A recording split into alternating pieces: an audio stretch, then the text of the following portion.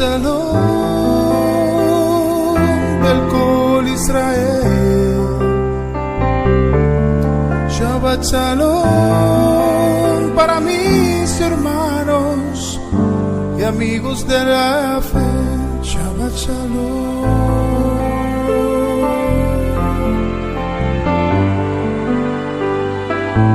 Shabbat Shalom.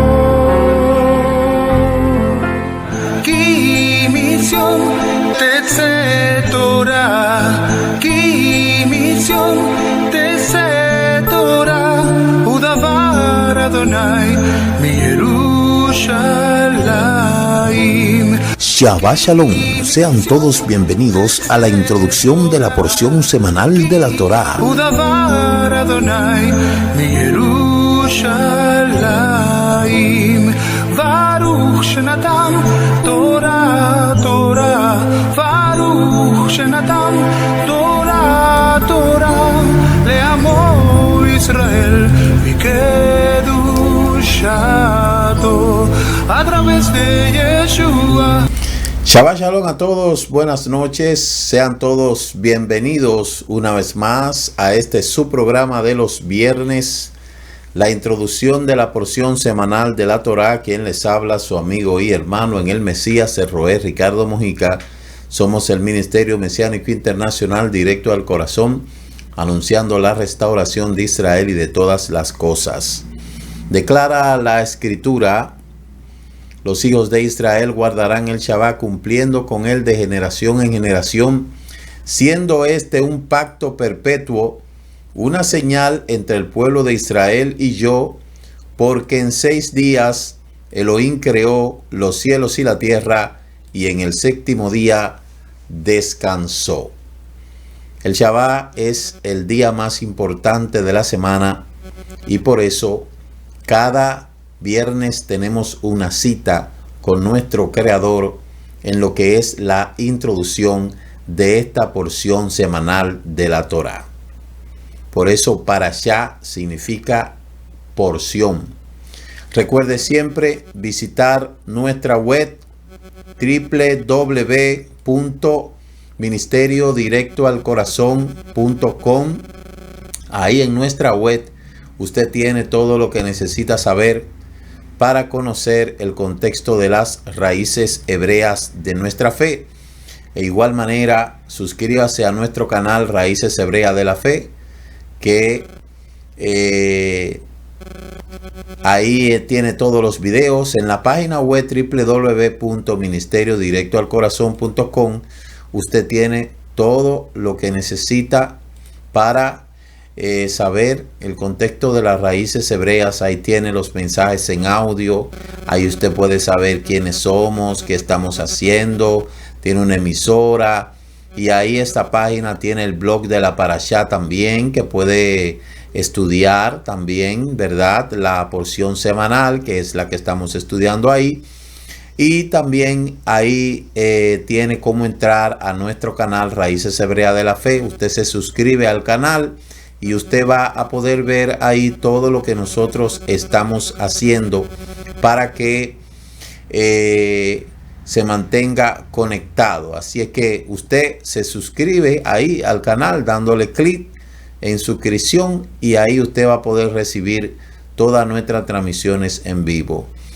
Les recordamos también nuestro viaje a Israel en este año. Para que usted lo sepa, estaremos haciendo nuestras transmisiones desde Jerusalén. Es en este viaje a Israel 2022. Así es que gracias a ustedes por su sintonía, y vamos a entrar de inmediato en lo que es esta parashá, la parashá de esta semana, la parashá Matot. Matot significa tribu. Y ya vamos a concluir, en la semana que entra vamos a concluir ya el libro de Bamidbar número, con la última parashá que se llama Masei. A veces cuando el año No es bisiesto como se le llama. Estas dos parashá se leen juntas, Matot y Masei, al igual que la 28 y la 29. La 28 Metzorá y la 29 Aharei Mo se leen juntas. En este año todas las parashá se leen separadas. A veces hay personas que la leen juntas, pero yo prefiero estudiarla separada. Así es que vamos a entrar de inmediato en lo que es el estudio de la semana, el estudio semanal de la Torá. En esta semana tenemos la parashá Matot. Como hemos dicho, Matot significa tribu. Y hay muchas cosas que vamos a conocer en esta porción que definitivamente le van a dar a usted una panorámica de los últimos acontecimientos que se suscitaron en Israel, en el pueblo de Israel, antes de entrar a la tierra prometida. La porción se encuentra en el capítulo 30, verso 2, hasta el capítulo 36, verso 13.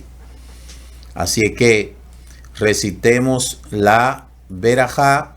Baruch atah Adonai Eloheinu melech haolam asher kidishanu bemitzvotav v'tzivanu al divrei Torah. Beja harei na yuhei bakei Eloheinu et divrei Torateja befenu ubififiyot ameja beIsrael benije anachnu betetzanu tetzaenu kulanu Yodea Shemeja Belonje Torateja Lishma Baruch atah Adonai Hamelamek Torah Leamó Israel.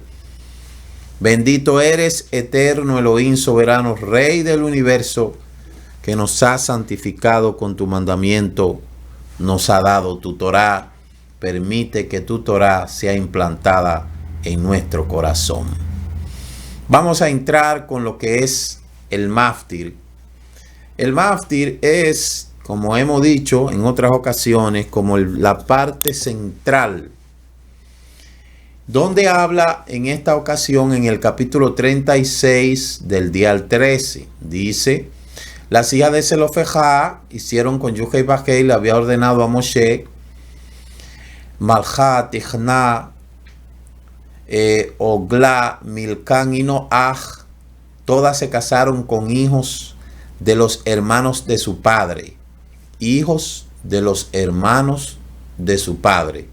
Es decir, que se casaron con sus primos. Ellas se casaron con hombres de la tribu de los hijos de Menashe, el hijo de Yosef, y su herencia permanecieron en la tribu de la familia de su padre. Estos son los mandamientos y estatutos que el Eterno dio por medio de Moshe a los hijos de Israel en la llanura de Moab junto al Jardín, el otro lado de Jericó. ¿De qué está hablando ahí? De las hijas de Zelofejá. Zelofejá fue el hombre que fue encontrado. Ese hombre fue encontrado cortando leña en Chabá, y entonces el Eterno no se agradó de eso y le dijo a Moshe: bueno, dile al pueblo que lo apedree. Obviamente después de Shabbat, quizás el lunes, martes, después de Shabbat, a Zelofejá lo apedrearon. Tenía 5 hijas y sus hijas se quedaron sin heredero, porque él no tenía varón, solamente tenía hija. Ya hemos hablado que la herencia tribal le correspondía al varón, porque es quien llevaba el compromiso. Entonces las hijas de Zelofejá se presentaron ante Moshe, como ya lo hemos hablado la parashá antepasada y esta que pasó también. Fueron ante el Beidín. El Beidín le dijeron: bueno, no tenemos respuesta para ustedes. Ellas se fueron a donde Moshe Y dice el Midrash que fueron todas vestidas con su sinut, bien vestidas. Le dijeron: Moshe, nuestro padre, nos dejó varón, pero nosotros queremos nuestra herencia. Entonces, como no había una explicación para esto hasta ese momento, quiero destacar el hecho que cuando Moshe se encontraba con alguna situación que él no podía, entonces él iba y consultaba delante del Eterno, como tiene que ser. Moshe fue y presentó delante del Eterno y dijo: Padre Eterno, aquí están las hijas de Zelofhad, el que el pueblo mandó a matar, o sea, el que el pueblo mató, el que el pueblo lapidó, el que tú mandaste a matar. Están aquí, están reclamando su herencia. Ellas no tienen hermanos varones, ellos solamente son 5 hembras. ¿Qué hacemos? Entonces el Eterno le dijo: ciertamente ella tiene razón, dale su herencia. Ahora, ellas se tienen que casar con, de ahí se establece, como dice la Escritura, una alajá para que las mujeres puedan heredar. Y ya eso nosotros lo vimos la semana pasada. Pero el Eterno le dice a las hijas de Zelofhad: tienen que casarse con hombres que sean parientes, que sean de las tribus, que no sean fuera del pueblo. Y asimismo ellas la hicieron. Por eso dice el capítulo 36 que las hijas de Zelofhad hicieron como el Eterno le había ordenado a Moshe. O sea que ellas obedecieron. Y ya no fueron por ahí, se casaron con un moabita, ni con un de otra nación, con un pagano, no. ¿Con quiénes ellas se casaron? Dice el capítulo 36, verso 10, que se casaron con los hijos de su padre, es decir, con sus primos. De ahí viene la situación de que, tomando desde ese punto de vista, en el pueblo judío, estoy hablando en la comunidad ortodoxa, ellos tienden a aceptar que se casen primos con primos. Y aunque más adelante el Eterno prohibió eso, o sea, más atrás el Eterno prohibió eso, pero esto hasta cierto punto, algunas comunidades ortodoxas se utilizan esa enmienda y se casan primos entre primos. Ya yo creo que eso no es necesario. Eso no es necesario porque ahí lo que se estaba tratando era de tener una pureza tribal. Pero ya Israel está esparcido entre todas las naciones. Ahora, obviamente, hay cierto lineamiento en eso que tenemos nosotros que tomar en cuenta. Número 1. Nuestras hijas no se pueden casar con ningún hombre que no guarde Torah. Bajo ningún concepto. Todo hombre que quiere casarse con alguna de nuestras hijas tiene que convertirse al Elohim de Israel. Tiene que circuncidarse, tiene que comprometerse a guardar la Torah, porque eso no es verdad que después de uno instruir a nuestras hijas, y estoy hablando en sentido general, después de uno instruir a nuestras hijas, después de uno educarlas conforme a como dice la Torah, para que entonces mañana vengan a casarse con un hombre que no guarda Torah. Un hombre que no guarda Torah, que lo que va a hacer es maltratarla, porque los hombres que no guardan la Torah, en su gran mayoría eso es lo que hacen.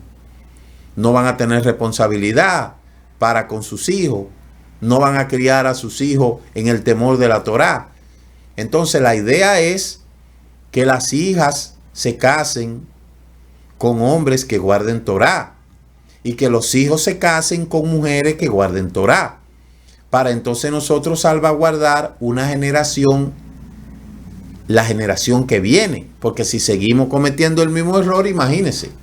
Entonces esa es la idea. Nosotros estamos trabajando, estamos apostando a que la generación que nos va a relevar a nosotros, es decir, los hijos y las hijas de nuestros hijos, sean hombres y mujeres que guarden la Torah y que sigan el legado. Yo apelo en el Eterno que de mí se levanten nietos y nietas que guarden la Torá, porque entonces no tendría sentido. Y que ese legado de enseñanza y que este legado, este sacrificio que estamos haciendo, entonces caiga sobre los hombros de nuestros nietos, nietas, bisnietas, y se cumple lo que dice la Escritura. Estas palabras que yo te ordeno hoy, se las enseñarás a tus hijos, se las repetirás a tus hijos, y ellos a los hijos de sus hijos, y así sucesivamente. Es el deseo mío con todos los que están estudiando las raíces hebreas en este tiempo. Ese es el legado, que nuestras hijas, nuestros hijos puedan tener hogares estables, puedan tener matrimonios estables, pueda levantarse una generación de hombres responsables que se guarden para su esposa, ¿verdad? Que se dediquen a cuidar a sus hijos, que sean unos verdaderos coanín de sus hogares. Eso es lo que estamos nosotros, eso es lo que estamos haciendo en este tiempo. Para eso nos estamos esforzando. Para eso estamos trabajando incansablemente día y noche. No para que mañana nuestras hijas vengan y digan, ah, no, que yo me voy a casar con cualquier pasacantando que pase por ahí. No, así no es. Así no fue que hablamos. Eso no, el Eterno no lo permita. El Eterno no permita eso, no permita eso y no va a permitir eso. Él no va a permitir eso. ¿Por qué? Porque Él no va a dejar nuestro trabajo, nuestro esfuerzo, nuestra dedicación. Además, dice la Escritura que todo lo que el hombre siembra, eso mismo segará. Entonces, todo hombre que se ha dedicado a cuidar a sus hijas, a cuidar a sus hijos, a criar a sus hijos en la Torá, a criar a sus hijas en la Torá, es para que mañana las hijas, los hijos le den continuidad a estas cosas. Pues entonces no tendría sentido, ¿verdad? Y por eso se ha hecho un trabajo mano a mano. Entonces eso fue lo que dijeron las hijas de Zelofá, y eso fue lo que le dijo el Eterno a las hijas de Zelofá, y eso es lo que ellas hicieron. Ellas se casaron ¿con quién? Con personas que eran de su propia tribu. Dice que se casaron con los hijos de Menashe, hombres de los hijos de Menashe, con el hijo de Yosef, y su herencia permaneció ¿dónde? En la tribu de la familia de su padre. Entonces, yo apelo, yo deseo que todos nosotros, todos los hombres que estamos guardando la Torá y que estamos trabajando en esto y que estamos estudiando, que no tenemos varón, de nuestras hijas se pueda levantar un varón que guarde la Torá y que siga el lineamiento. Porque entonces dígame usted, ¿para qué tanto sacrificio? ¿Para qué tanto esfuerzo entonces? Si no va a suceder eso. Y eso es lo que nosotros queremos. Yo sé que así va a ser porque el Eterno es fiel. El Eterno es fiel. Entonces, la Haftará habla del profeta Yirmiyahu. Habla la Haftará. ¿Quién fue el profeta Yirmiyahu? El profeta Yirmiyahu fue hijo de Hilcia, contemporáneo de Ezequiel, anterior a Daniel. Se le atribuye la autoría del libro de Yirmiyahu, también algo de los Melahim, del libro de los reyes y las lamentaciones. En sus profecías sobre la invasión de los pueblos del norte, tanto de Babilonia, la política y el paganismo de los reyes de Judea, Joaquín y Sedequía, y anunció el castigo del Eterno por la violencia y la corrupción social que corrompieron su alianza.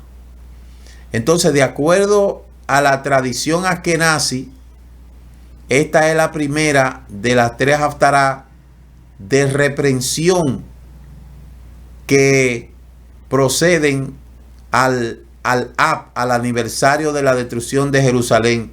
Jeremías nació de una familia sacerdotal en el año 650 antes de la era común, y su llamado profético le llegó durante el reinado de Yosillahu, Josía, rey de Judá, en el año 626.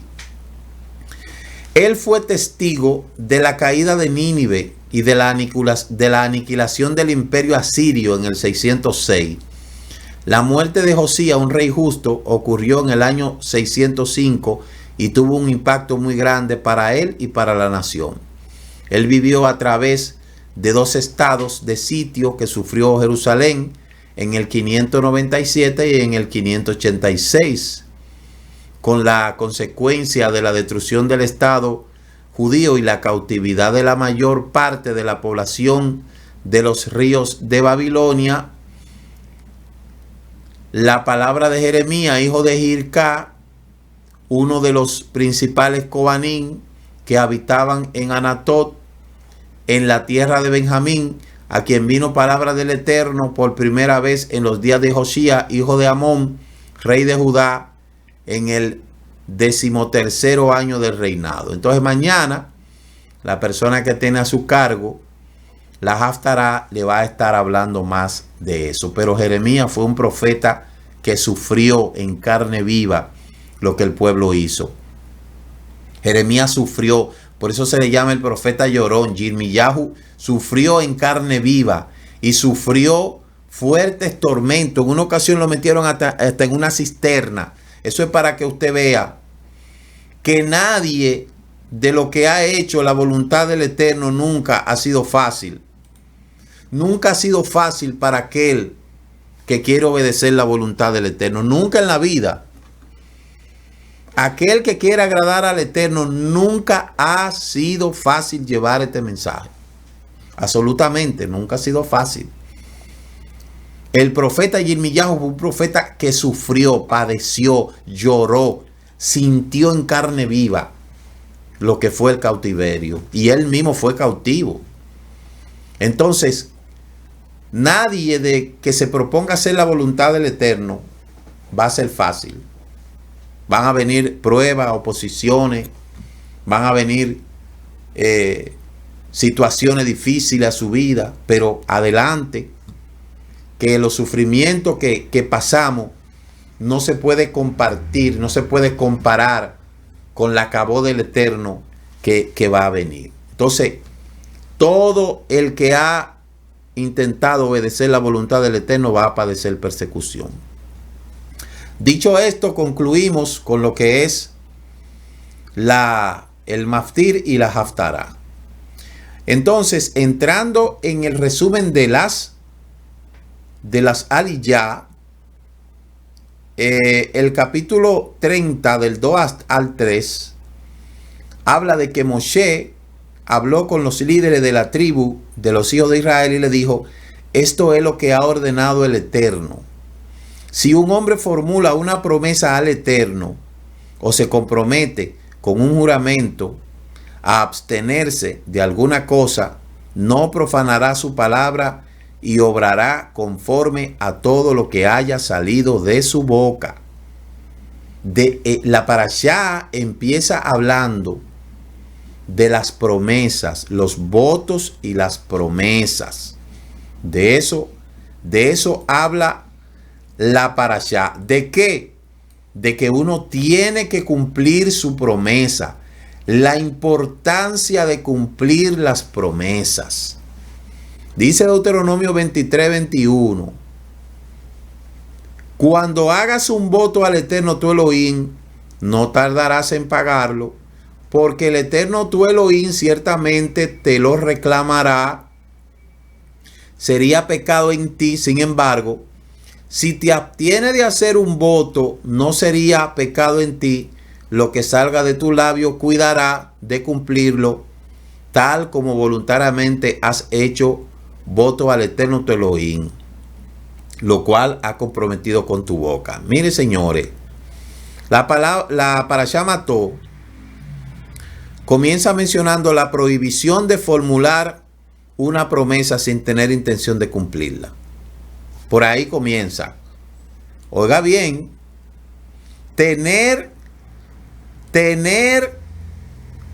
oiga bien, una promesa sin la intención de cumplirla. La Torá explica detalladamente la manera de cómo anular la promesa si la persona no es capaz de cumplirla, y advierte a la gravedad de profanar una promesa sin haberla anulado previamente. Profanar una promesa es equivalente a haber jurado en vano. Y por eso es que dice la Escritura: no jurarás en vano y no usarás en vano el nombre del Eterno tu Elohim. Y la Torá explica que el padre tiene la fuerza de anular una promesa de su hija soltera que vive en su casa. En el caso de la mujer casada, el marido tiene la potestad de anular la promesa. La mujer casada no está a cargo de su padre y en consecuencia éste no puede anular su promesa. Dado que la Torá nos advirtió la gravedad de profanar una promesa, no podemos tomar la ligereza de las palabras que salen de nuestra boca, ni permitir que nuestras palabras se conviertan en algo profano y sin importancia. Mire, señores, existe lo que es voto y lo que es promesa. Un voto, como dice número 31, habla Moshe a los príncipes de las tribus de Israel diciendo: esto es lo que yo Jehová ha mandado. Cuando alguno hiciere voto al Eterno, hiciere un juramento ligado a su alma con obligación, no quebrantará su palabra. Una promesa voluntaria al Eterno es llevar a cabo algún servicio o hacer lo que le agrada a cambio de algún beneficio que le espera. Entonces la Torá nos dice a nosotros que no debemos de hablar sino actuar, que no diga que demostremos, que no prometamos que cumplamos. Pero para ustedes que temen mi nombre, se levantará el sol de justicia, trayendo en sus rayos salud, y ustedes saldrán saltando como becerros recién alimentados. Y dice Jeremías que he aquí yo le traeré sanidad y medicina, y lo curaré, y le revelaré abundancia de paz y de verdad. Yo quiero que ustedes sepan, amados hermanos, yo sé que ustedes lo saben, qué fácil se le hace a la gente, qué fácil se le hace a la gente mentir. Qué fácil se le hace a la gente hablar una cosa sabiendo que no la va a cumplir. Dice un adagio que después que se inventaron las excusas, nadie queda mal. Después que se inventaron las excusas, nadie queda mal. Pero la Torá nos advierte a nosotros que nosotros tenemos que tener cuidado con la promesa que hacemos. ¿Por qué es tan difícil este asunto? ¿Y por qué es tan complicado este asunto? Dicen algunos midrash que el mundo necesita que las promesas puedan ser anuladas, porque de lo contrario la persona nunca podría arrepentirse de su mal comportamiento ni expiar sus pecados.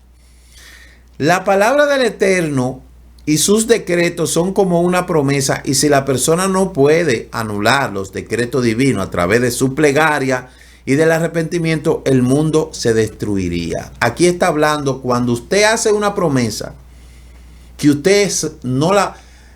Mire, no es lo mismo prometer algo que usted sabe que no va a cumplir a que prometer algo que usted no pudo cumplir. Son dos cosas muy diferentes. Oiga lo que le estoy diciendo. Cuando una persona hace una promesa y en su corazón sabe que no lo va a cumplir, es una cosa. A que cuando una persona promete algo y por una circunstancia no lo pudo cumplir. La primera instancia, el que hace una promesa a sabiendas de que no la iba a cumplir, ese ya tiene su castigo. Pero aquel que hizo una promesa y por una u otra razón no la pudo cumplir, tiene que anularla. Y para anularla, en el caso de un hombre, tiene que hacer plegaria y hacer teshuvá y anular eso y pedir perdón y humillarse. En el caso de las mujeres en Israel, se dice que si la mujer vivía con él, si la mujer no se había casado, vivía con el papá tenía la autoridad de deshacer esa promesa que hizo esa muchacha. Pero si esa mujer estaba casada, era el marido que le correspondía anular esa promesa. Por eso cuando Jefté o Yiftá le prometió al Eterno que si el Eterno lo dejaba regresar en Shalom, él le iba a consagrar todo lo primero que se le presentara. Cuando le llegó su hija, Yiftá o Jefté tenía la autoridad de deshacer esa promesa, aunque no fue la hija que la hizo, pero él como hombre la pudo haber hecho, pero él tenía que irse a donde el Cohen, que podía deshacer esa promesa. Entonces, como el Cohen que estaba de turno en esos días era Pinhá, ustedes saben que tenía el aire de haber sido una persona que producto de su intervención el Eterno detuvo los juicios. Pinhá tenía un aire de sumo Cohen y era el Cohen. Pero Yiftá tenía un aire de orgullo porque a él lo menospreciaron, y después que lo menospreciaron, porque para ellos Yiftá era hijo de un hijo de la calle. Entonces, tanto Pinhá como Jefté tenían ambos orgullo. Lo que sucedió que por culpa de eso Jefté no fue a deshacer ese voto ante Pinhá, y Pinhá tampoco fue a deshacer ese voto como el Cohen que era, y por culpa de esto esta muchacha murió en el anonimato. La hija de Jefté murió en el anonimato sin hijo, porque para ese tiempo una mujer no tener hijo era una maldición y era como si fuera que la hubiesen matado. Entonces, por culpa del orgullo, Pinhá no fue a donde Yiftá, y por culpa del orgullo de Yiftá no fue a donde el Cohen que era Pinhá, y esta muchacha murió. Ahora, la manera en que murió Yiftá fue en una enfermedad, como que se le cayeron el cuerpo por parte, porque el Eterno lo castigó por eso, por haber dejado a esa mujer sin descendiente. Y a Pinhá le pasó que el Rúa de Elohim se apartó de él por un tiempo, por eso, porque eso fue una injusticia que hicieron con esa muchacha. Entonces, mire lo delicado que es eso. Hoy en día nosotros no estamos quizá en las mismas circunstancias, pero sí estamos en el mismo concepto de la Torá. Y cualquiera persona que vaya a prometer algo, primero, debe de pensar muy bien si va a poder cumplir esa promesa. ¿Por qué? Porque mire, Elohim creó a la persona con una boca, y en su puerta puso labios. Dentro de ella colocó encías, dientes y lengua. Pero también creó al hombre con garganta. Esto le permite a la persona alimentarse, masticar y tragar. Pero además, su boca cumple una función importante. La palabra, su respiración permite que vibren las cuerdas vocales, produciendo sonido y palabras que expresan los sentimientos humanos. Por lo tanto, la boca cumple dos funciones importantes: la alimentación y el habla. Y debemos de tener en claro estas dos funciones, que son esencialmente diferentes entre sí. La alimentación mantiene al cuerpo, mientras que la palabra puede elevar y santificar a la persona cuando ella se profundiza en el estudio de la Torá. Haciendo una cuenta simple, llegamos a la conclusión de que la boca está ocupada en alimentar a la persona no más de 2 horas al día. Porque después de comer 20 o 30 minutos, dependiendo de lo que usted coma, la persona se va a sentir satisfecha y no puede seguir comiendo.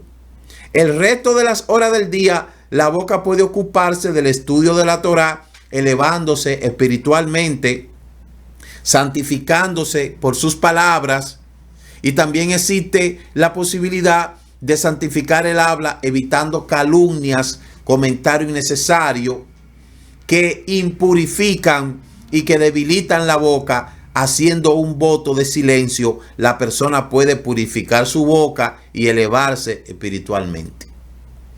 Entonces, en el momento en que nosotros no estemos usando nuestra boca para comer, debemos de tener cuidado cuando estemos haciendo cualquier comentario o cualquier otro uso. Si no estamos utilizando la boca para comer, y si no estamos utilizando la boca para hacer plegaria o sosteniendo alguna conversación que sea de tipo edificante, tenemos que tener cuidado en la manera en que usamos la boca. Porque así como la boca cumple la función de masticar y alimentar el cuerpo, también la boca eleva o hace descender el alma del hombre. Por eso dice la Escritura en el libro de Proverbios 18:21, la muerte y la vida están en poder de la lengua. Y el rabino Simón Bar Yochai una vez se preguntó, ¿por qué entonces, si la boca cumple una función de alimentar, por qué no nos dio Dios dos bocas? ¿Por qué el Eterno no nos dio dos bocas? El problema es que no es tan solamente alimentar. Usted se imagina que nosotros tengáramos dos bocas. Terrible. Nadie nos aguantara. Porque hay gente que con una sola es demasiado. Imagínese con dos. Me viene a la mente una canción que grabó una vez un compañero que decía que cuando ella se muera hay que hacerle dos, una para ella, uno para la lengua y otra para el faldón. Se hablaba de una persona que utilizaba su lengua solamente para criticar, y él decía que el día que esa persona se muriera había que hacerle dos cajas, una para ella, ¿verdad? Una para su lengua y otra para su faldón. Es decir, que era una persona que se dedicaba solamente a criticar. Entonces, nosotros tenemos que entender que los estudiosos de la Torá de esta generación debemos de comprender óigame bien, lo importante que es el saber utilizar nuestra boca para bien.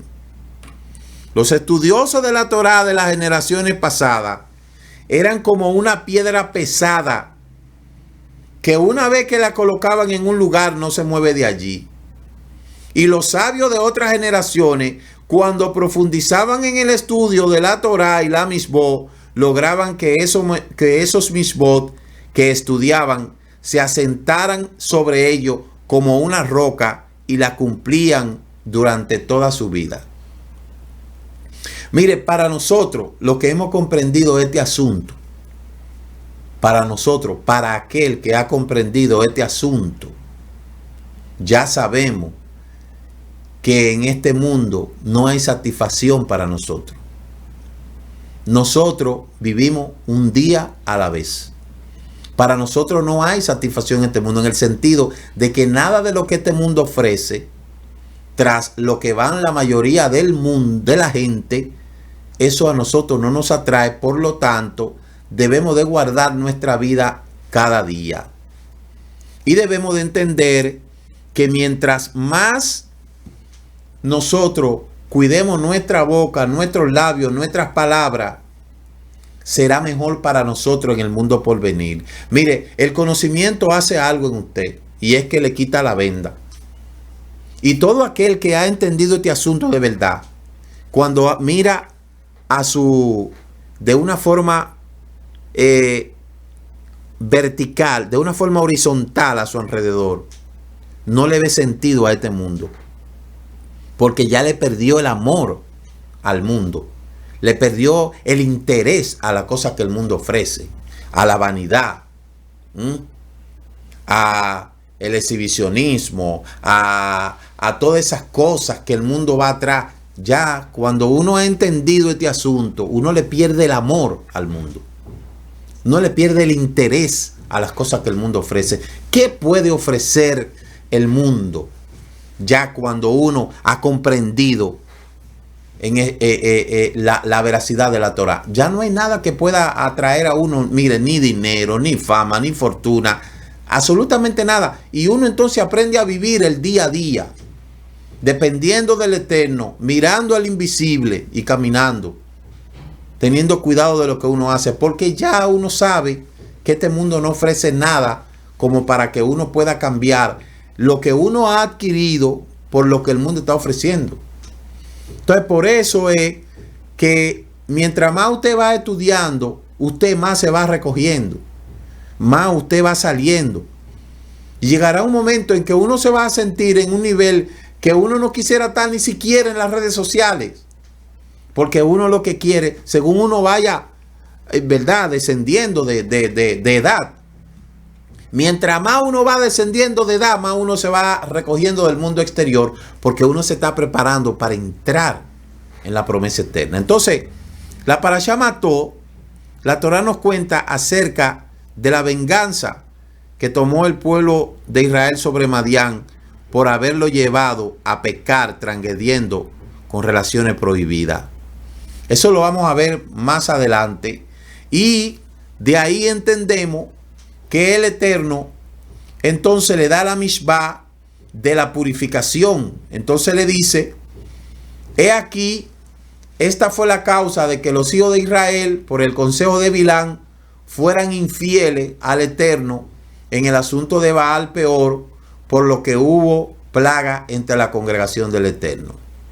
Y por eso el Eterno le dijo: purificará todo vestido, todo artículo de cuero, toda obra de cabra y todo objeto de madera. Cuando los hijos de Israel habían estado en guerra, tenían la necesidad de ser purificados por medio de rozamiento con agua purificadora, junto con su ropa y todos los objetos que se habían impurificado al estar en contacto con la muerte. El Eterno mandó a que se purificaran. Y de ahí es donde viene la purificación, la tevilá de las celebraciones. Por ejemplo, en Pesa, la purificación de los utensilios, la cacherización y todo eso, eso viene de ahí. ¿Por qué? Porque el Eterno le dijo: deben de purificarse, tienen que purificarse, tienen que lavarse, ¿verdad? Tienen que limpiarse. Y por eso es que se utiliza el contexto de la tevilá, ahí donde hace la tevilá de Pesa, la tevilá de Shavuot, la tevilá de Kippur, etcétera, etcétera. Entonces, referente a esta liyá y la anterior, primero, nunca en la vida prometa lo que usted no va a cumplir. No prometa lo que usted no va a cumplir. Y en segundo lugar, lo que usted prometió, cúmplalo, para que su vida le vaya bien. Y no tenga la mentira como excusa, que a la gente le gusta mucho tener la mentira como excusa. No use la mentira como excusa, porque entonces una cosa te conlleva a la otra. La gente siempre vive poniendo excusa. Oiga, no sea mentiroso, no sea mentirosa. Si usted sabe que usted no va a cumplir algo, no lo prometa. No se mete en problemas. Porque vuelvo y le repito, sus palabras no solamente son sonidos que se escuchan, no. Sus palabras son como si fuera una ley, la cual usted ha establecido. Entonces, usted faltarle a esa propia ley que usted mismo estableció, eso le puede causar un problema. Y eso afrenta al nombre del Eterno, porque los órganos y los miembros que nosotros utilizamos para esas promesas fueron creados por el Eterno, y por eso es que dice la Escritura, no tomarás el nombre del Eterno tu Elohim en vano. Entonces, dicho esto ya, tanto de las palabras como de las purificaciones, porque una cosa va conectada con la otra, son yuxtapuestas. Por eso usted ve que en la Parashá Metzorá, cuando el asunto de la lepra, había un procedimiento para purificar a la gente, porque esa persona estaba impurificada a través de las palabras y le salía la lepra. En este caso de la lashon hará, pero en este caso es de el hacer una promesa y no cumplirla. Entonces nunca prometa lo que usted no vaya a cumplir. Nunca en la vida. Y si usted prometió algo que no lo pudo cumplir, váyase delante del Eterno y deshaga eso. Deshaga eso para que le vaya bien. Entonces, la parashá luego nos habla de lo que es la petición de los hijos de Rubén. La tierra que el Eterno conquistó delante de la congregación de Israel, la tierra para el ganado. Ya usted sabe lo que dijo Rubén. Rubén se quiso quedar de este lado del Jordán y no quiso pasar del otro lado. Y por eso es que Jordán significa el que baja. De modo que el que se queda de este lado del Jordán se quedó en lo bajito. Y por eso fue que cuando vino la conquista de los asirios, a lo primero que invadieron fue a Rubén, a Gad y a todos los que estaban en ese lugar. Mírenlo aquí en el mapa donde se quedó Rubén y Gad, de este lado del Jordán. Ellos no quisieron pasar. Es decir, que ellos se quedaron en el territorio de lo que hoy ocupa Cisjordania. Ese territorio que hoy ocupa Cisjordania es el territorio de Rubén y Gad. Y ellos, por no querer pasar del otro lado, se quedaron de ese lado. Y eso le causó muchísimo problema a esas tribus. Porque como hemos dicho, Rubén se dedicó 14 años, abandonó a su familia, abandonó a sus hijos. Y por eso es que dice la historia que Rubén es el tipo de persona que se dedica nada más a trabajar, que descuida a su esposa, descuida a sus hijos y luego al final lo pierde todo. Por eso Rubén se dice que los franceses descienden mucho de la tribu de Rubén. Porque le gustó lo fácil, el no tener que luchar. Se quedaron de este lado. Y miren, el oriente del Jordán ahí vinieron los asirios. Y entonces ese es el lugar que le pertenece. Ahí es donde están los palestinos ahora mismo. Y todo esto por culpa de ellos no querer hacer las cosas como el Eterno le dijo. Mírelo ahí como se dice, la tribu de Rubén y Gad tenían mucho ganado y vieron que la tierra de Jazer y Galá era buena y les pareció adecuado estar allí. Ya sabemos que ese río Jordán que nace en la montaña próximo orientales del antiplano, en las estribaciones septentrionales del monte Hermol a 2.800 kilómetros sobre el nivel del mar, de donde fluye atravesando el suroeste del Líbano hasta el sur, entrando en Israel y desembocando en la costa norteña del lago de Tiberiade, en el mar de Galilea. O sea que aquí arriba es donde nace, donde está el puntico rojo, por ahí nace el río Jordán y mira dónde desciende. Y eso es lo que divide esa tierra, divide el territorio de Manasés, el territorio de Gad y el territorio de Rubén. Ellos se quisieron quedar de este lado, no quisieron cruzar el Jordán. Ellos vienen desde aquí abajo, por la entrada de Egipto, la salida de Egipto. Ellos entraron por aquí y ellos desearon quedarse de este lado, no quisieron pasar. Y eso le causó mucho problema. Esa mala actitud de Rubén en cuanto a los hijos, como decíamos, él no valoró la vida de sus hijos. El valor de una persona supera el valor de los negocios. Una sociedad donde la carrera y el empleo proceden a la educación es una sociedad enferma destinada a hundirse. Una sociedad donde la mujer es forzada a salir de la vida laboral y dejar a sus hijos es una sociedad que produce criminales, una sociedad donde las mujeres eligen el aborto antes de perder un puesto de trabajo, una sociedad que no entiende los principios de prosperidad, una sociedad donde asesinan a una persona para poder robar unos dólares, está a punto de ser destruida. Entonces la Biblia dice que las 10 tribus fueron capturadas y sacadas de su tierra. Dice, entonces el rey de Asiria llevó a Israel cautivo a Siria y puso en Alán, en el Jabor, en el río de Gozán, en las ciudades de los Medos, porque no obedecieron la voz del Eterno su Elohim, sino que transgredieron su pacto y todo lo que Moshe, siervo del Eterno, había mandado, ellos no escucharon ni hicieron caso. Y por eso fueron desterrados.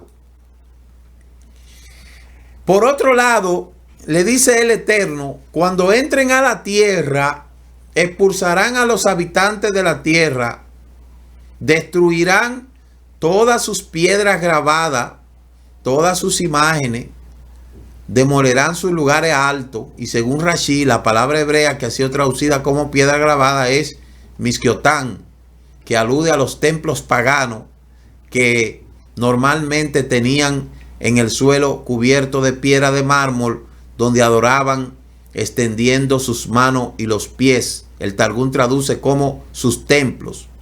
Todos esos templos que hay ahora mismo en Jerusalén, esos templos, cuando el Mashiach venga, lo va a destruir todos, porque en Israel no puede haber idolatría. Es increíble, señores, que en el mismo seno de Jerusalén existan varias iglesias paganas, ofreciendo servicios paganos, llenos de estatuas, y que en Israel, en Jerusalén, la ciudad del Mashiach, exista eso todavía. Pero, después del cautiverio, todo eso se implementó. Pero créame que cuando el Mashiach venga, él mismo va a destruir todos esos templos paganos. En Israel hay muchísimos templos paganos, que mientras tanto nadie puede hacerle nada a eso, pero eso, cuando el Mashiach venga, va a destruir todos esos templos paganos. Porque en Israel no puede existir idolatría, no puede haber idolatría. Solamente existirá un solo templo, que será el Beit Hamikdash. Pero mientras tanto, que hagan su Via Cruz y que hagan todas sus cosas, todo lo que ellos quieran, que cuando el Mashiach venga, va a limpiar a Jerusalén. Nosotros vemos aquí en la antigüedad, la idolatría sigue siendo la misma. La palabra adoración, que consiste en rendir culto, reverencia, venerar a un ser u otro objeto considerado divino. La palabra venerar es honrar, dar culto, eso es lo mismo. Dice Jeremías 10, oigan palabra del Eterno: no ha hablado sobre ustedes, casa de Israel, y así dijo el Eterno, no aprendan el camino de las naciones. Se lo dice claramente, no aprendan el camino de las naciones. ¿Por qué? Porque eso es paganismo. Ya por último, la Escritura habla de las ciudades de refugio. Escogerá para ustedes ciudades de refugio, que sean vuestras ciudades, para que puedan huir allí el homicida que haya matado a alguna persona sin intención. Aquí están las ciudades de refugio. Habían ciudades de refugio en Cades, había en Siquén, en Hebrón, en Becer, en Ramot y en Golán. Cuando yo fui la primera vez a Israel, yo estuve por ahí por Ramot. Entonces ahí usted puede ver esas ciudades de refugio, que eran como lugares donde huían personas que habían cometido un crimen involuntario. Una persona mató a otro por accidentes, huían a esas ciudades, y entonces el Cohen le daba protección. Pero cuando el Cohen moría, ya esa persona se le quitaba esa protección. De ahí es donde el paganismo tomó los lugares sagrados en donde ellos implementaban su asunto, aquí mismo a través del concordato.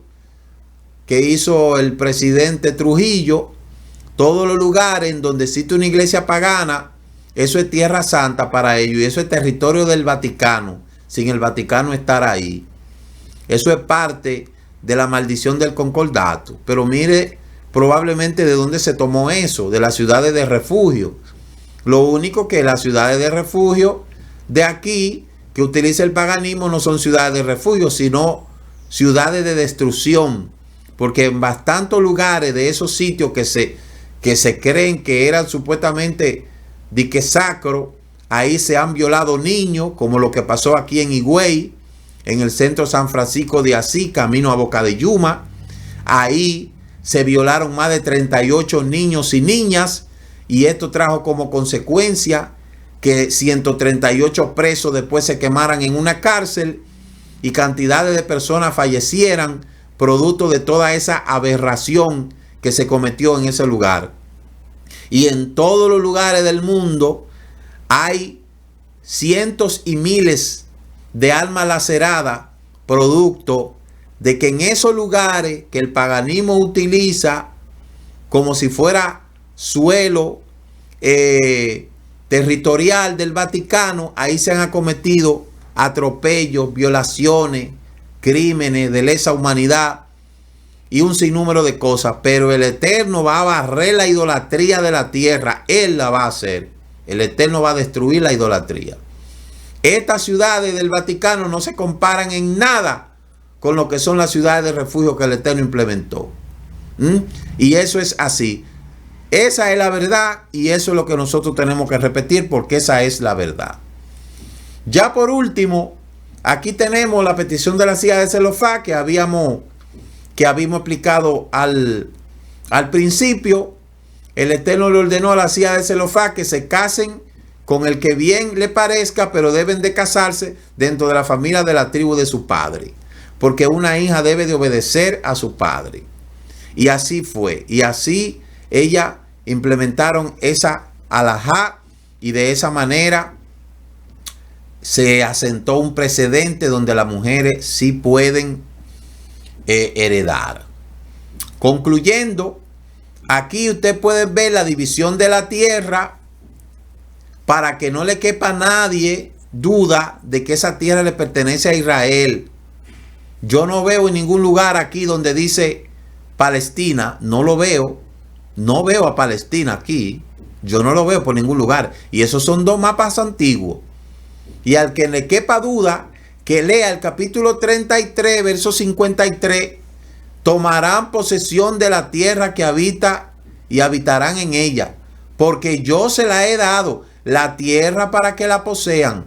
Heredarán la tierra por sorteo, por vuestra familia. A la más grande le darán heredad y a la más pequeña darán menos heredad. Donde suerte caiga cada uno, eso será suyo. Heredará conforme a la tribu de vuestros padres. Pero si no expulsan delante de ustedes a los habitantes de la tierra, entonces los habitantes de la tierra que ellos dejen serán como aguijones ante sus ojos y como espina en vuestro costado. Y hostigarán la tierra de los habitantes. Y eso es lo que ha pasado. Mire las ciudades cananeas que resistieron a la conquista de las tribus de Israel. Mire, eso es interesante. Mire cómo usted no ve en ningún lugar Palestina. ¿Usted ve en algún lugar ahí que diga Palestina? Yo no veo. Yo no veo ningún lugar que diga Palestina. Palestina no existe. ¿Verdad? Palestina no existe. Entonces, este rollo que hay es porque sencillamente la gente no quiere aceptar la verdad. Mire los límites de la tierra, como se dividió después. Usted lo puede ver aquí, anterior al otro mapa. Mírelo aquí, el mapa de la izquierda tiene las ciudades cananeas que estaban ahí cuando fueron expulsadas. En el mapa de la derecha usted puede ver la división de la tierra a la que se le dio. Y en este lado usted puede ver entonces la tierra ya después que estaba unificada. Las dimensiones de la tierra. y usted no ve por ningún lugar que diga Palestina. Mire dónde estaban los filisteos, ¿verdad? Que fueron los primeros que el Eterno mandó a expulsar de ahí. Y los amalecitas. El Eterno es dueño de la tierra y Él se la da a quien Él quiera. Y eso es lo que ha pasado. El que no quiera aceptar eso, el que no quiera reconocer eso, el que no quiera entender eso, ya ese es su problema. Pero el creador del mundo, como le decía yo he estudiado, he ojeado el Corán, y en ningún lugar yo he visto que dice, y en el principio Alá creó los cielos y la tierra, y los cielos y la tierra estaban desordenadas y vacías, y el espíritu de Alá se movía sobre las aguas. El Corán no dice eso por ningún lugar, lamentablemente. En ningún lugar dice el Corán que Él le dio la tierra a los palestinos. El propio Corán no lo dice en ningún lugar. Entonces, ¿cuál es el problema? Este es el problema, que no quieren aceptar la verdad. Entonces, mire la tierra, la misbah, de que le entregó la tierra, mire la división. Esa tierra le pertenece ¿a quién? A Israel, lamentablemente. Entonces, con esto hemos concluido en esta noche lo que es la transmisión de la porción semanal de la Torá, de la introducción de la porción semanal de la Torá. Mañana vamos a tener el servicio de Shabbat virtual, donde vamos a escuchar las comparecencias de las personas que van a estar exponiendo las Haftará. Y entonces de esa manera vamos a concluir con esta parashá. Así es que revise esto que yo le he puesto, estúdielo, analícelo, verifíquelo, tengan presente lo que el Eterno nos está enseñando a nosotros, y yo le invito a que usted cumpla con lo que usted promete. Cumplamos con lo que prometamos. Nunca prometemos algo que no vayamos a cumplir, para que no nos metamos en problemas con el Eterno. Cumpla su palabra. Cumpla su palabra. Cumplamos lo que prometamos para que nuestra vida sea más bendecida. Entienda bien, el mérito que vamos a tener en el Olam Abba radica en las cosas buenas que nosotros hacemos aquí sin esperar nada a cambio. Ese es el mérito que tenemos en el Olam Abba. Por lo tanto, no hay necesidad de usted comprometerse con una cosa a sabiendas que usted no lo va a cumplir. Que es muy diferente a que usted prometa una cosa y luego por la circunstancia que se le presente usted no lo pudo cumplir. Ya eso es otra cosa. Si usted prometió una cosa y no lo pudo cumplir por una situación mayor, entonces usted puede deshacer eso. Pero prometer una cosa que usted sabe que no lo va a cumplir, eso se llama violar, y eso se llama tomar el nombre del Eterno nuestro Elohim en vano.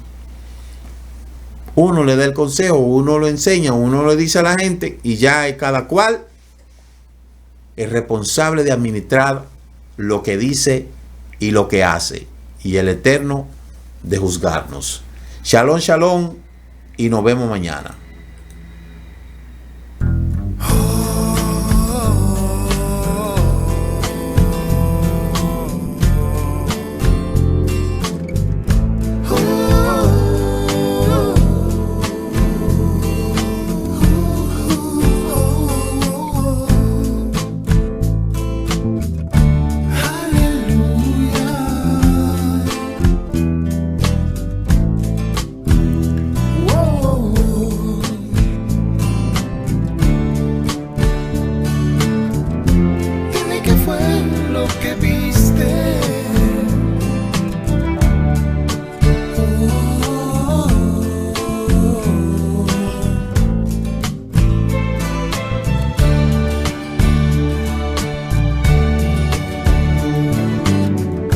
presencia de Hashem.